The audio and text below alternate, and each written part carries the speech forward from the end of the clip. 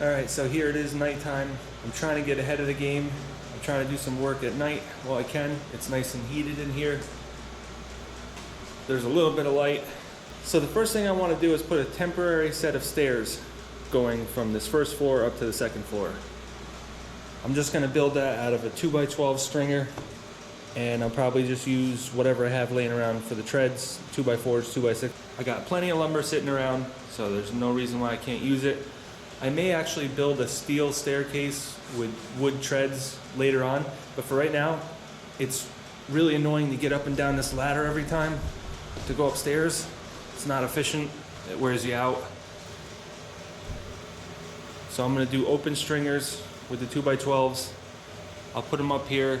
We'll take this platform out of here and then we can get up and down the stairs. I got this little cheap diesel heater here. This actually works out really well. I keep this on the lowest setting and it heats not only the first floor but the second floor as well.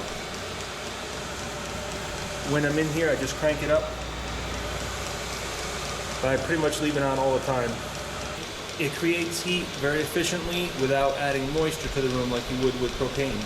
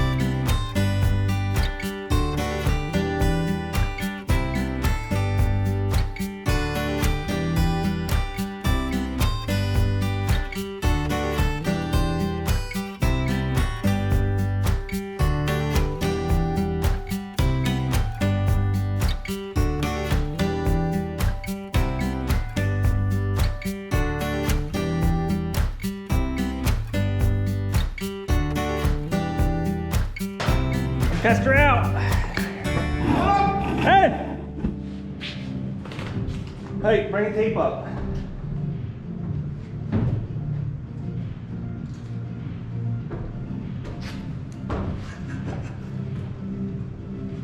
Yeah, we could use a little more support on the stringer on the other side.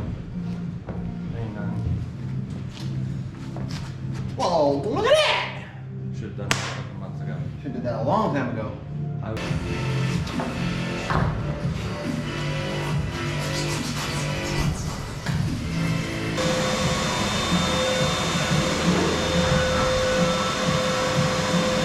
Room, sir.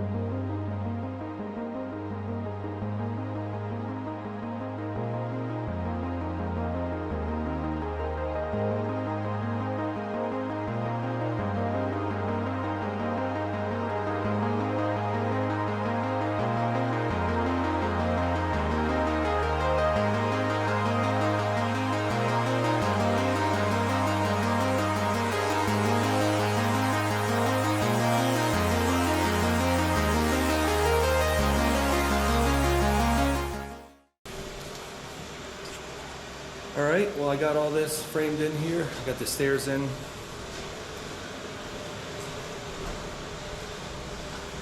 Everything to the basement is enclosed right now because we're heating down there to a normal room temperature of 68, whereas up here I'm only doing about 50. So these stairs, the treads I'm going to replace. I might actually keep the stringers and the risers and just replace the treads later on, just because that's quick and easy. I still got to do 2 more steps down there. This landing is like almost 15 inches high here. So there's 2 steps down. I only have a couple things left to frame down here, and then the framing is all done.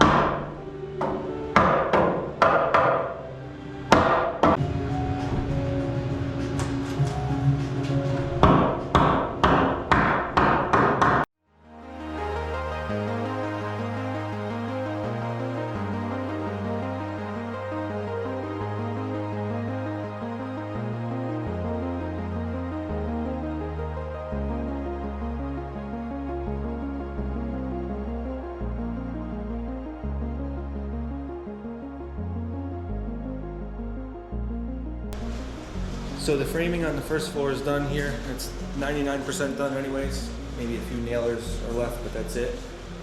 Not much for framing. So I'm gonna have a recessed fridge right there. And that's gonna be a 36-inch door for a pantry. And inside of the pantry, I made it go around this way for like canned goods and stuff. That was all just dead space in there anyways. So I'm actually going to frame right to here. So there'll be like these shelves that are recessed off to the side, stacked up like 2 foot apart or something. You can fit a lot of cans in 4 square feet, but all the way up to the ceiling. And in general, that's just going to have a bunch of shelves in there for the pantry. This is kind of bonus space in here because I didn't really know what to do with it. I could have added it onto this room over here, which is like the entranceway, but it really didn't serve a purpose. The whole goal was to try to get everything framed out on the first floor so that I could install my wiring for all my electric and install the plumbing, which there's not a lot of plumbing, but it's just the sink here. But it still needs to be done at kind of the same time that the electric is being done. That way you can plan everything out. So the whole idea with this whole thing here is to have a space that's like a buffer from the cold, so that when you walk in the front door when it's really cold, it's not just sending a draft instantly to the living area here, which is actually the living room. So I wanted to have the entranceway blocked off with a door that's a 36-inch door right there. So I'm going to get all the places marked out where I'm going to have outlets and switches, and we're going to run our wires. And right now I'm going to take you guys back to about a year ago when I actually did some of this work in the basement, and we kind of experimented with different things to get a system and a method down.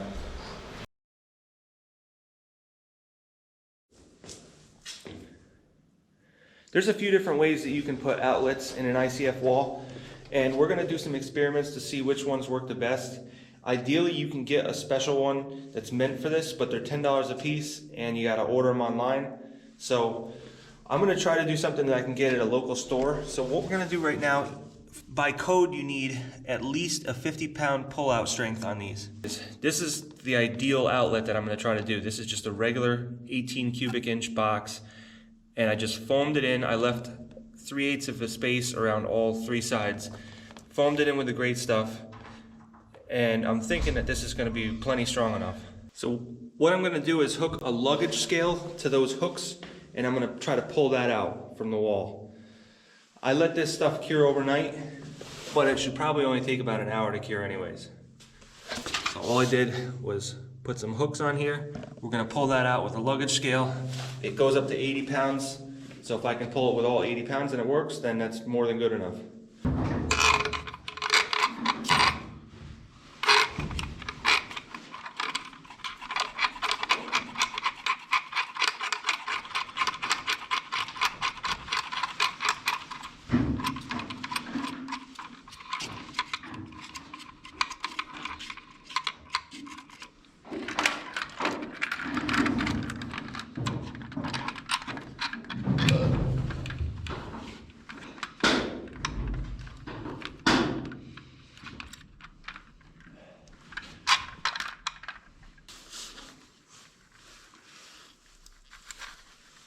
Yeah, it definitely maxed right out, for sure.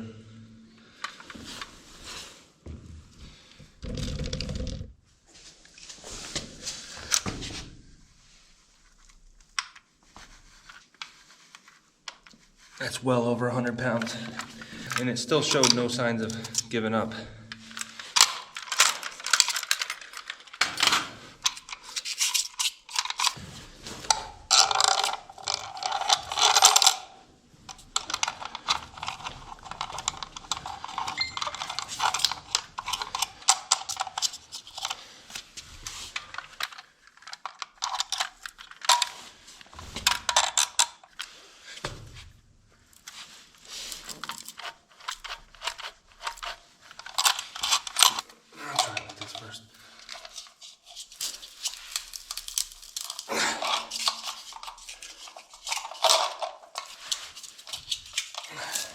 Hands gonna max out first. I guess I'll try that. That'll hook around it.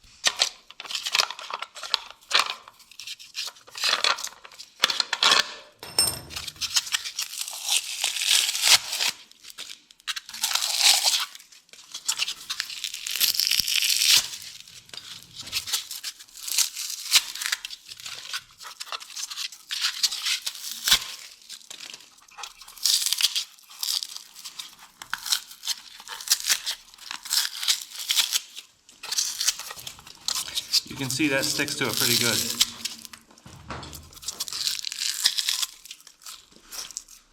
Also, these little spots here give it a place to grab onto. This is just a regular nail-on box. I just took the nails out.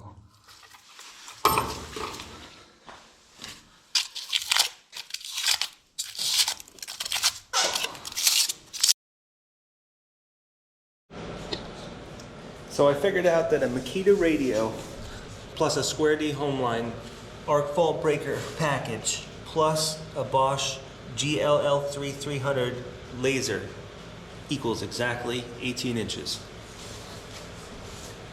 to the top of the laser, from the floor to the laser. So I got this in the middle of the room. Now I have an 18-inch line going across the whole entire room. So now I can mark my outlets, which I've already done here, just one. This is the first one I've marked. So the top of it's at 18 inches, which is unfortunate because it's a few inches above these teeth right here. And this spot where these teeth are is where I want to run my wires. So I'm gonna channel out where these teeth are so I'm not hitting any ribs. And I'll run my wire going across horizontally on those teeth. Sometimes the teeth will be right at 18 inches. Depending on what kind of forms you're using and how they're set up. But this one's not, so I'm gonna come over and loop up to the top of the box. So this measurement is 3 inches wide and it's 4.5 inches tall, and it leaves about 1/4 of an inch on all sides. So that way I can take these nails out, I can put this box in and foam it in, and there's plenty of space for the foam to get in and behind everything. Because the foam, once it locks these in, even without the nails there, just these nubs here, keeps this box secured in the wall and you can't pull it out. It secures this box in the wall better than you could ever imagine, as I just showed you with the work in my basement. So I'll give you a quick rundown of the plan for the kitchen here. Basically right here is all just open space until right here, and that's my first countertop, which is 3 feet, and then there's going to be my stove, which is the range and the oven in one. It's not separated. And then there'll be counter space from there all the way around the corner until there, and then I'll have my sink, and then there'll be more counter space to about here, and the dishwasher will be there. So I got fridge, stove, sink, island. It's going to go like this in the middle. Actually, it's going to be back a little bit more like this. So the island is going to be about like that. Nothing in the island. No sink or stove or dishwasher or anything in there. I'll probably miter the cabinet and the countertop right here at a 45. And same thing over here where this ends. I'll put like a little 45 on the cabinet as well as the countertop. So in the kitchen, you're required to have 2 small appliance circuits. They're called the SABC, Small Appliance Branch Circuit. You're supposed to have, by code, you need 2 of them that are separate. Now, most electricians would run the first set of outlets on one circuit, the second on the other one, and then keep alternating back and forth all the way to the end. But it also depends on what the customer wants usually, because they could want one circuit there, and even another circuit there. But I'm just going to go for the alternating pattern. I'll put a quad box in every place that I want the outlets. That way there's 4 outlets. So that's kind of dead space there. So I'll put 1 outlet there. So just to give you guys a little background info about this area, in this county you need to be licensed to do electrical work, which I am. I'm a licensed master electrician. But in this county you don't have to be licensed to do plumbing. As a matter of fact, there is no license for it. Otherwise I might even consider it. So I can do my own plumbing, and obviously I can do my own electric. So this stage of the project, usually if this was a customer's project, I would dive right in on both the electric and plumbing at the same time, because I usually do both of them. I usually just call it the utility work, and that's what I'm doing for the next few weeks. I've never done a job where I had to hire a plumber or electrician. I always do all that work myself, and so I've never hired a plumber or electrician in my entire life for any project that I've done. If for some reason I need to be a licensed plumber, I just won't do the job, or I won't do that part of the job. I won't even get involved in it. I don't want to be involved. I usually don't get involved in any subcontractors at all, which is very different than most companies operate around here. So the NEC requires that you have the outlets for the kitchen no more than 4 feet apart from each other. And when there's a break in the wall, like with the kitchen sink, you have to have an outlet within 2 feet from both sides. And then your 4-foot rule starts from there. And you have to have another outlet within 2 feet from a corner. So I've already marked out my outlets here. You can see with the X. And then I'll draw them and laser them out. I'm gonna put LED lights inside of some of these cabinets. So I'm gonna run a few extra boxes on the lower and upper cabinets just so that I can run those LED lights. I'm gonna put an outlet underneath the kitchen sink because I may install a UV light. The rest of the electric for this area is pretty basic as far as the outlets go. The ceiling is a little bit more complicated because I got a lot of recessed lights in there, and then we're going to have a bunch of 3-way and 4-way switches. This room, I'm going to have some LED lights on the ceiling, and they're going to be gimbal style, so they're a little different, but pretty much the same as the lights in here. I haven't drawn out the pattern for the lights, but I'm assuming that I'm going to use about 30 to 40 lights up here because they're small 3-inch recessed lights, canless. So I made this template out of OSB. It's 3 inches wide and 4.5 inches tall, so this is perfect. So now I just have to lay this on the laser line and trace it.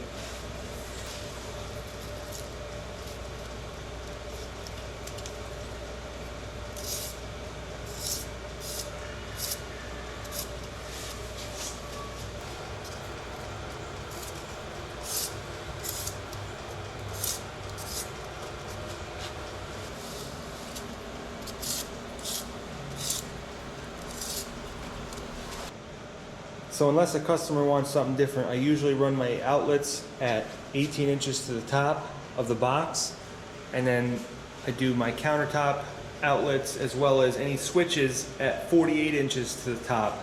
That works well with both just regular switches on a wall as well as your countertop outlets. Those are pretty standard heights, but you could really put the outlet way up or down from there. And the countertop outlets, you can't put too much up or down from there because you got the upper cabinets usually, but not always. And then you have the countertop at 36 inches usually. But nothing is set in stone. You can kind of have whatever you want really. Luckily for the countertop outlets, these teeth are right at 48 inches. So that brings you right into the top of the box if you run your wire on the teeth as well as put your box right on 48 inches. So that works out pretty good.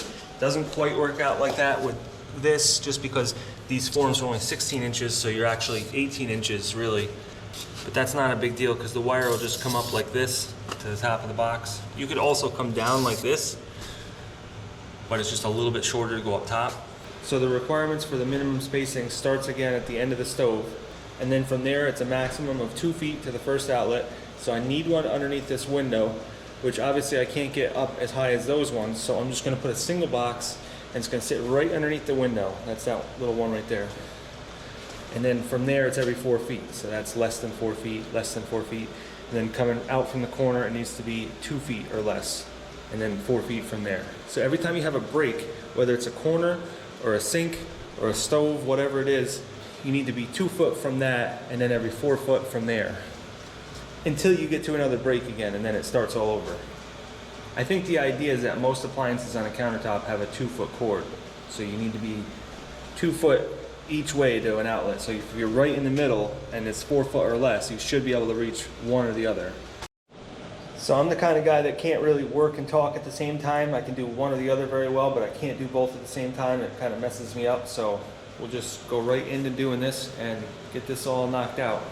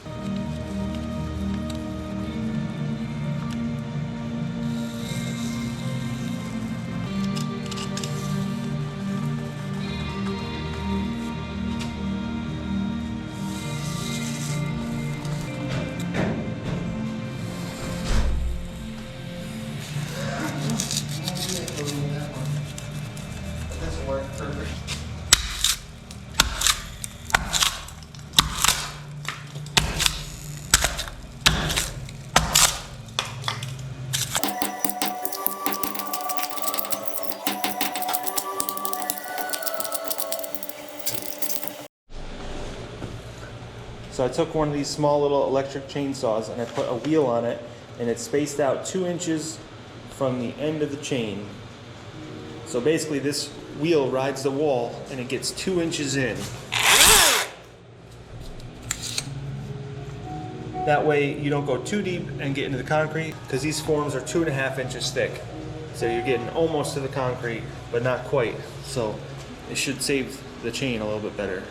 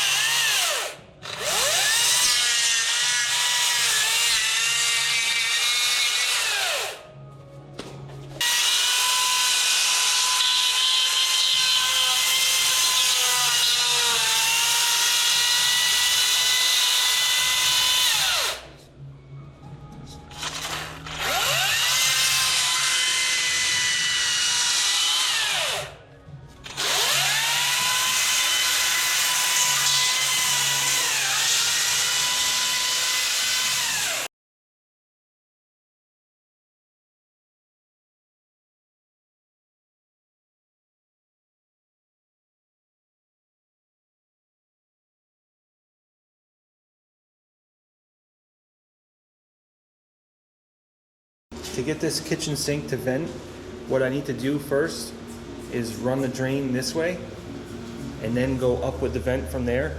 It seems like you could just use this as a drain and then go straight up and over and up for the vent, but you can't go horizontal with the vent until 6 inches above the floodplain, which is right into the windowsill. So we're gonna cut this pipe and then run it over here and then up here.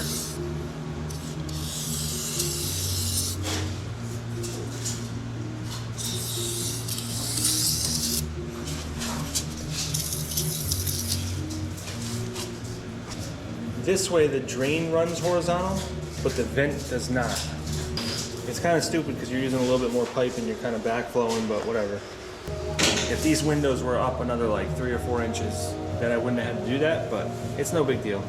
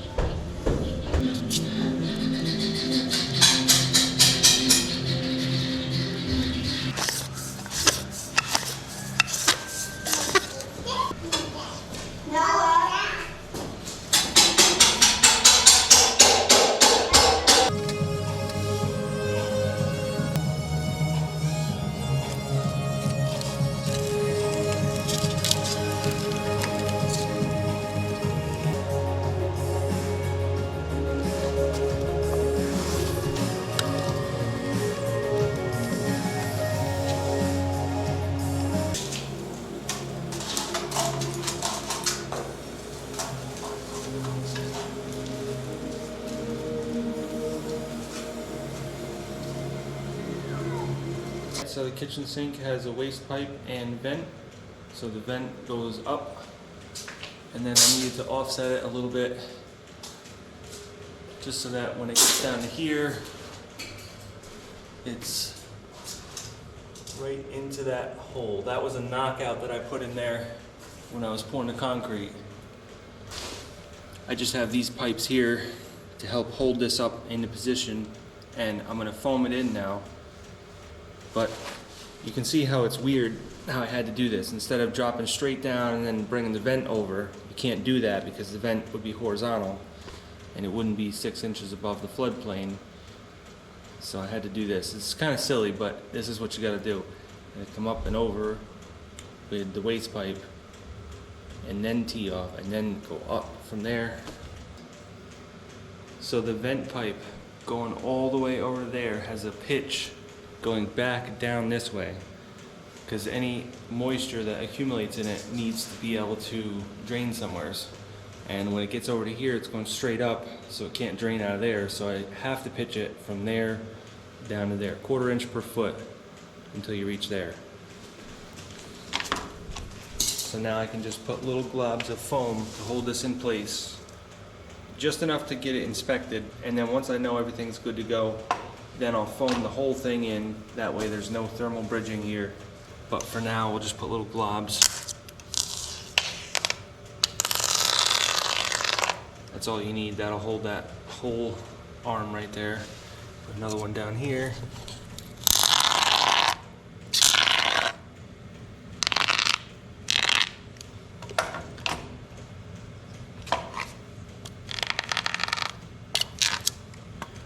That's all you really need, because once the foam comes out and it wraps around it, it locks it right into place.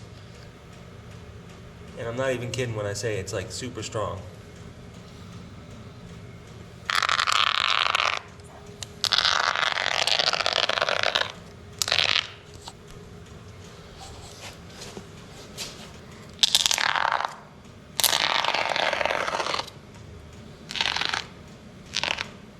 So what I did to get the pitch on that pipe going across is set up the laser level up there, and then you just kind of measure the beginning and ends of the pipes and calculate the distance. 1/4 inch per foot on 10 feet is 2.5 inches.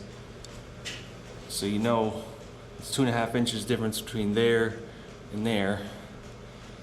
So then I just screwed a board to the ceiling, took another board, marked it. It happened to be 3 inches for that one, so you mark it at 3 inches. You slide that board up, which is pushing up the pipe until your mark, which is at 3 inches. You put a screw in that other board, and then that's exactly set where it needs to be. So now I can foam it all in. And you want to check to make sure in the middle at about 5 foot that you don't have too much of a belly, because it will belly 1/8 of an inch to 1/4 of an inch, which is not a huge deal, especially on a vent pipe, but it's worth checking anyways. These build deck forms have these spots going through them. They're like I think that's like a 3-inch hole going through, and there's 3 of them in each panel. So that's nice, because once you go up about 3 inches with the hot knife, then from there up is kind of hollow, so you don't have to carve out so much, and the piece just falls down. You don't have to carve like the top of the piece too, because it goes up into the cavity. So you just make a slice there and a slice there, and then it kind of falls out, which is nice if you land on those cylinder places, which if you calculate it, it's easy to get it. So now I can put some foam on this as well to hold this into place. I'll do this one a little more often, about every 3 feet or so.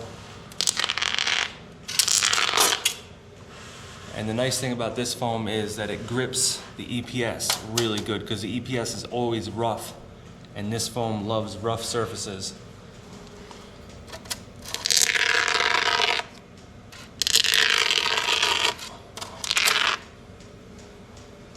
See, as soon as that bulges out on the bottom, that makes it so it can't fall down.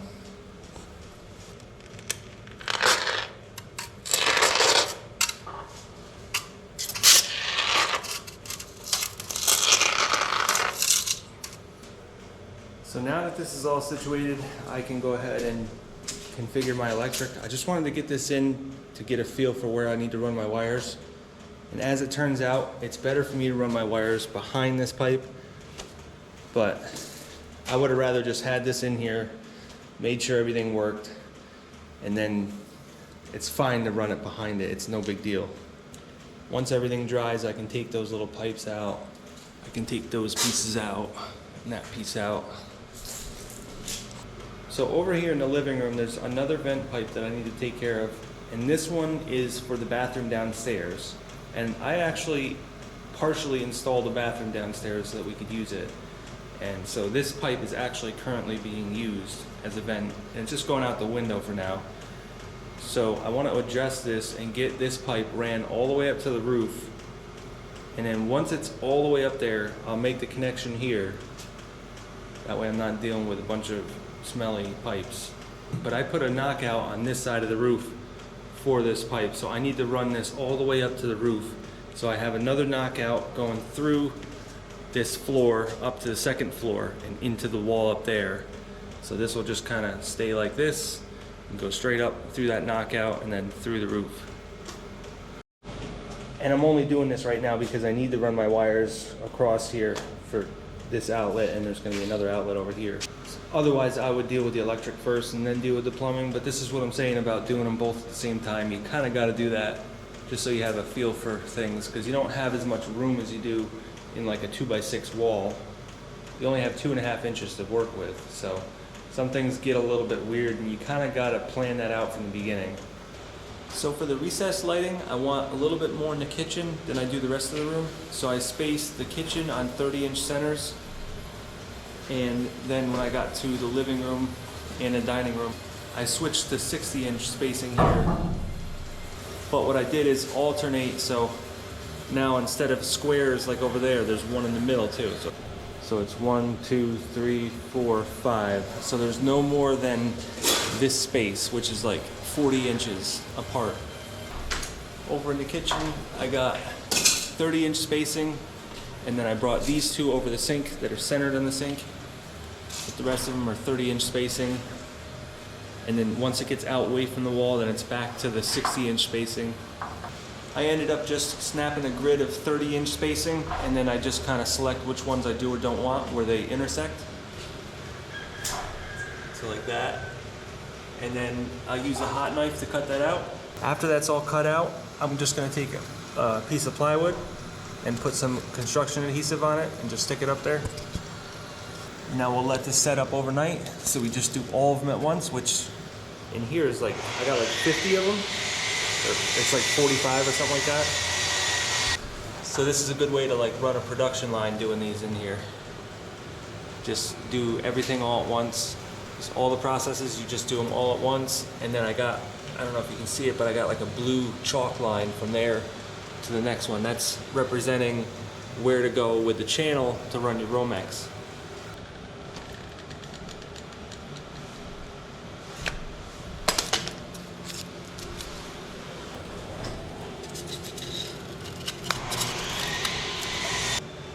So now this isn't the box because I ordered new ones and they're a different style, but I'm just showing you, I haven't gotten those in yet. In a few days I will, but for right now we're getting it all set up. But basically it just mounts to there like that. The other one I have has tabs on the ends, and you just put one screw on each side. You could just set this up here and put a 2x4 underneath of it to hold it and then just foam it in, but I think this is just a little bit cleaner of an install, utilizing the plywood and the screws and the tabs on the side. Now we can go through and just put all this plywood in here, and then we'll go through and put all these in here at the same time that we put the wire in.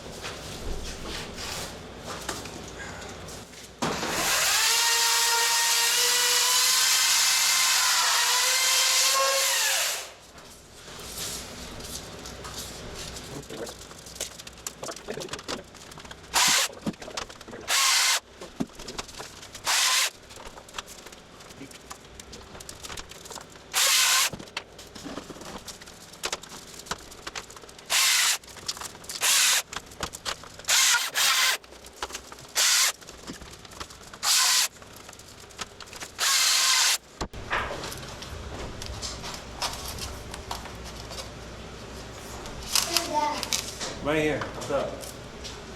Mom needs you.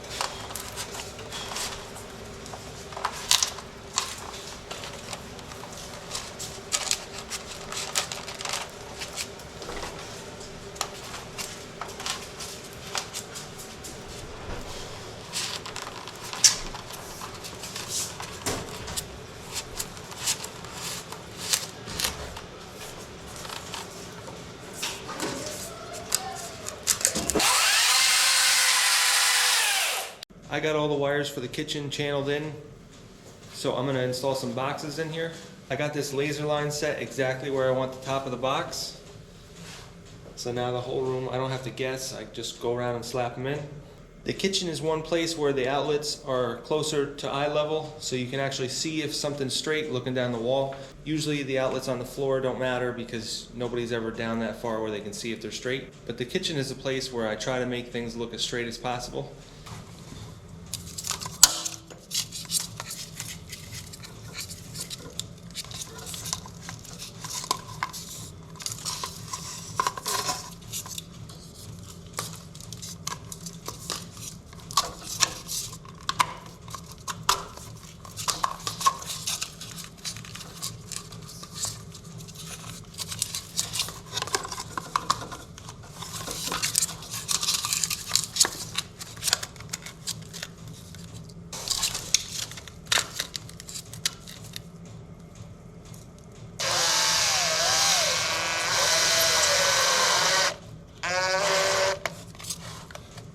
I'm just using a regular nail-on box and I'm just cutting the ears off of it.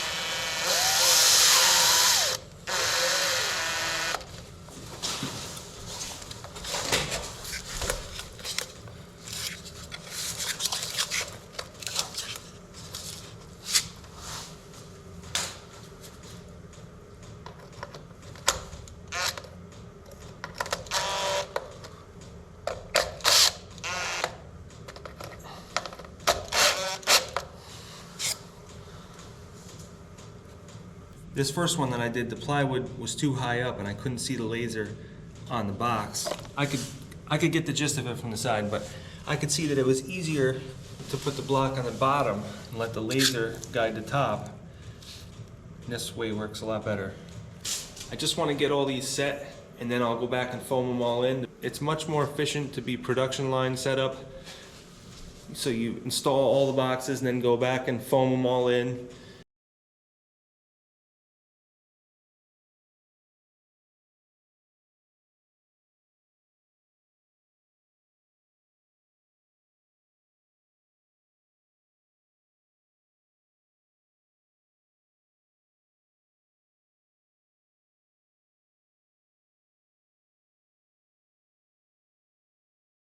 So now that all these boxes are in, I'm going to go ahead and foam them in. And I'm just going to put some spots of foam, and then I can take this board off and fill it right up all the way around. But for right now, I just want to put in enough to hold it.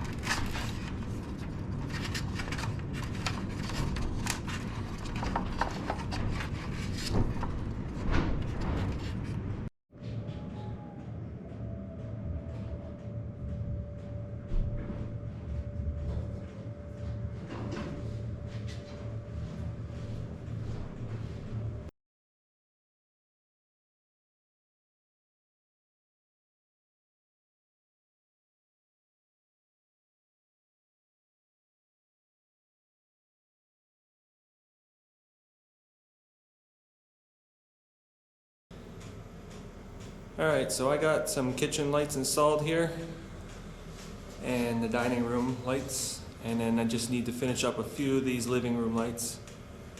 Overall, I think I have 44 lights on this first floor. So I put a window in, just slapped it in there. I put that window in temporarily. It doesn't even have flashing or anything. I just wanted something to be able to open and close, because all these other windows just have plastic, so you can't open them. But I did get all the windows that I ordered in, so I just gotta go pick them up, and then I can install everything, including that French door that goes there, and the skylights, and all the windows upstairs, the trapezoid windows, everything is in. So this is the entryway here. I got the lights installed here. These are gimbal style LED lights, and you can select the color that you want.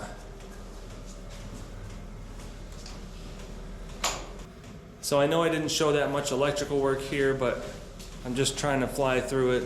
Maybe I can give you guys a better shot of that upstairs. But I just wanted to get this all done down here. This first floor is ready to be inspected. Plumbing and electric is ready to be inspected. There's not really much plumbing, but there's quite a bit of electric work down here with the framing and everything. It's all done, so that's good. So I'm not gonna get an inspection until I'm done with the upstairs, but this is ready anyway, so I don't have to worry about it anymore.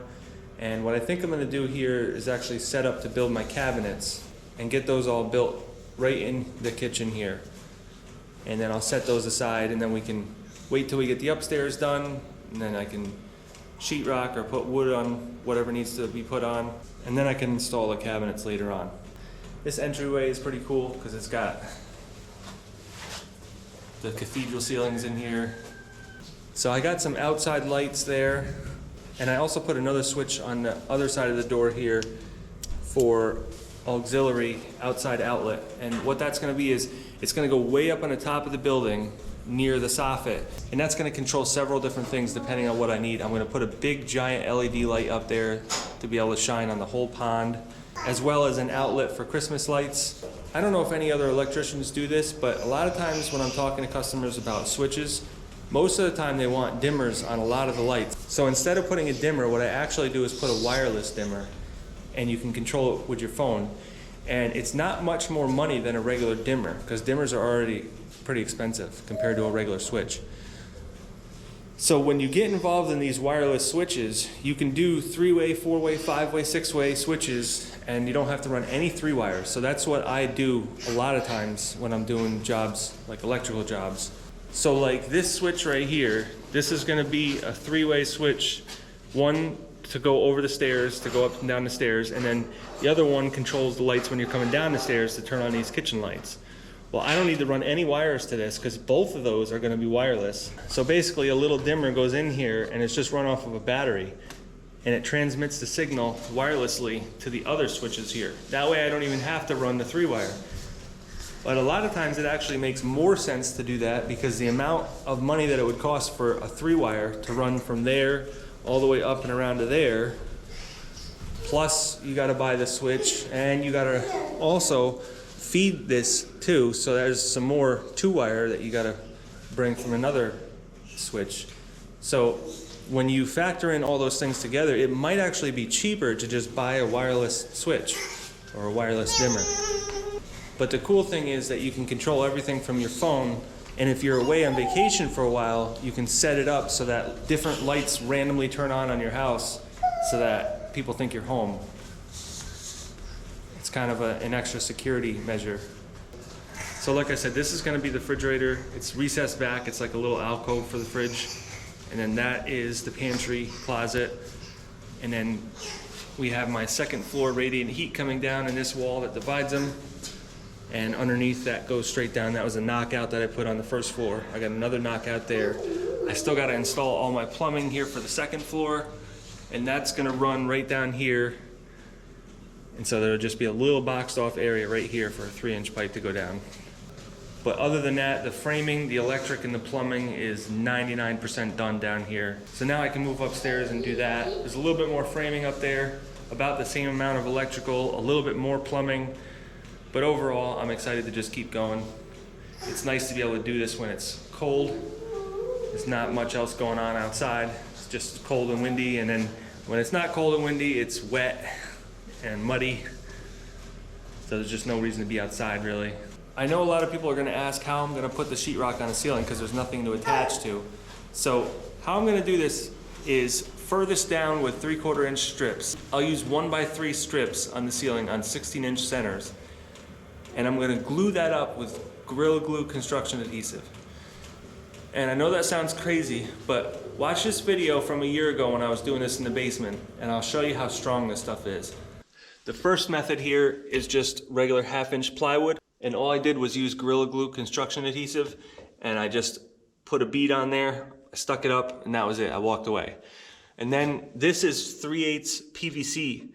You can buy this in 4x8 sheets, and it's a little bit more than plywood, but it's nice for stuff that's outside because it never rots away. So the third option is just a regular 2x4 that I also used the same adhesive and just stuck it up there and left it. I didn't even hold it. I just literally stuck it up there and walked away. The other option that I tried was just grate stuff, and that lasted for about 10 minutes and it fell down. But the rest of this has been sitting overnight, so we're gonna try to pull these out and we're gonna see how much strength it takes to pull them down from the ceiling. Now, ideally, that's a 4-foot piece, and there would be 5 of them on each piece of sheetrock. So if you do the calculation, that's only like 7 or 8 pounds that I need to hold up with one piece if you do 16 inches on center. So 7 pounds is all it needs, maybe with some mud on it, 8 or 9 pounds on each one. But I personally think I could probably hang from that. So let's see how much strength it takes to pull that down. To spread the load on it, the first thing I'm gonna do is attach a 2x4 to it. And so you can kind of almost minus some weight from that equation by doing that. And then we're gonna pull it down. I'm gonna pull it down with the scale first. And if that doesn't pull it down, I'm gonna pull it down with my own body weight. I'm gonna try to hang from it. We'll see how much this glue can hold up to EPS foam and then PVC and plywood.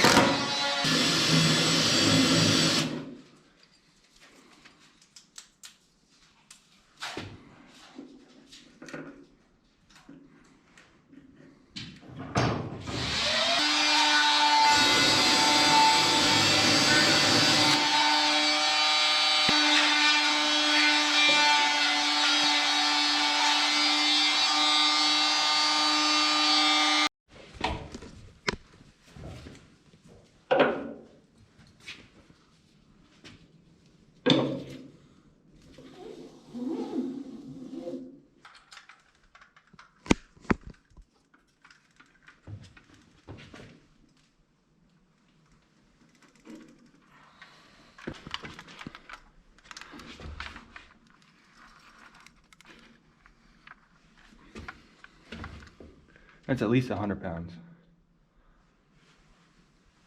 What does it have to be for sheetrock again? 10. 10 pounds? Well, then there you go.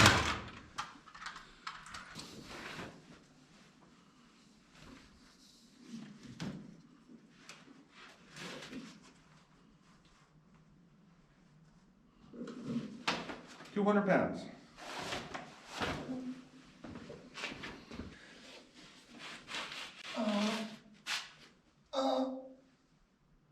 Yep, it holds fat boy.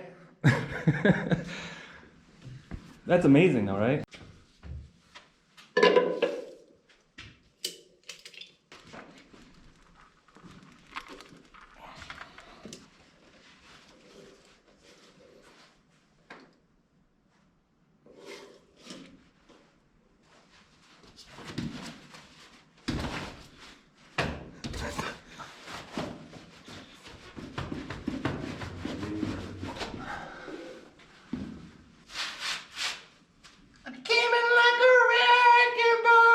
The fuck?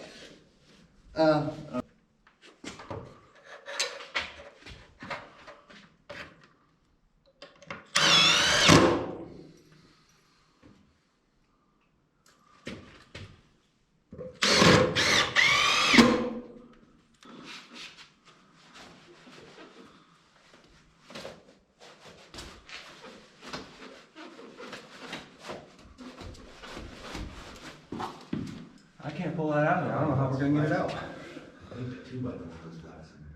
Yeah, the 2x4, the 2x4 was flexing on the screws. Huh. Was it? The other piece wasn't even moving. I mean, I'm jumping up and down. I still can't get that thing out of there. So now that you've seen that, you know that that will definitely work for the ceiling here. So once I get the inspection in here, we're gonna go ahead and fur this whole ceiling down, and then I can install my sheetrock. I've been going back and forth about wood on the ceiling because I like that look, but I think at this point it's just better just to keep moving. The sheetrock is cheaper and it's quicker, because to have to cut out for all these recessed lights is kind of crazy when you're trying to deal with wood panels. I am gonna probably do some wood panels upstairs in the master bedroom, but that's probably the extent of all the wood that I'm gonna have. Down here is just really quick to just do sheetrock and tape. And I'm a really good taper, I'm pretty quick, so that's not a big deal. If you had to hire somebody to tape it, that's a different story, but I don't have to do that. So like I said, we're gonna probably reuse those stringers, and then I'm probably gonna put a thicker tread on them, and I'll probably custom mill that out of maple or something. And I'm gonna need a guardrail from there over. From there down, you don't really need it, but for that window, since it's less than 24 inches from the stairs, that needs to be tempered glass. So I got that. That's actually gonna be a fixed window. And I got that specifically because the code says that you have to have locking devices on the windows to make sure kids don't get through. It's kind of like a fall protection, as well as you need the tempered glass too. So to get away with not having a guard across there, you can just have a non-operable window with tempered glass, and then that's good enough. So like I mentioned earlier, I'm installing LED lights on my cabinet, so I got outlets on all 3 of these spots. The only reason I had to put them in all 3 is because there's windows that separate them so the cabinets don't continue over top. Otherwise I could just install 1 outlet and feed everything, all my uppers, from that outlet. Basically that's just to run a strip light for my under cabinet lighting to light up the counters. I've played around with different ways of doing this in the past, but I think this is the best way, just to keep it just above the cabinet, because most people can't even see that up there. If it's just like, if the cabinet's right there, then you can't even see that. That way you can plug your LED strip lights into there, run the low voltage wires down, and then you can have your under cabinet lighting that lights up your counter. That's pretty important because your upper cabinets block a lot of the light that gets to the countertop. So if you want to be able to see what you're doing, you put under cabinet lights. And I also put one on the bottom so that I can have a light in all the lower cabinets, so that when you open a door, you can see in the cabinets. I'm also going to have an island right here. Once I build that cabinet, I'll drill down through the floor and connect the electrical, so I have an outlet there, as well as probably some lighting too. I was going to do something kind of cool in this island, and I was going to make like a river top for it and have the LEDs come through the countertop on it. So we'll see how that plays out, but I really want to do something kind of neat like that in here. I showed you a very short clip of me waterproofing the valley. I just put a few coats on, and it took me 5 minutes a piece, several days of 5 minutes a piece. Total, I have like 20 minutes into it, and those valleys are waterproof now. And we just had a bunch of rain last night and not a drop came through, so that's good. So the next step for me is going to be installing the doors and windows and the skylights. So next week I'm going to pick those up. I'm going to flash all the openings, and then we're going to install those. And when the weather is bad in the meantime, I'm going to be working upstairs to frame in the whole second story. I've already taken down a lot of the shoring from up there, so now it's just a matter of laying everything out and framing it up. So I will see you guys on those videos.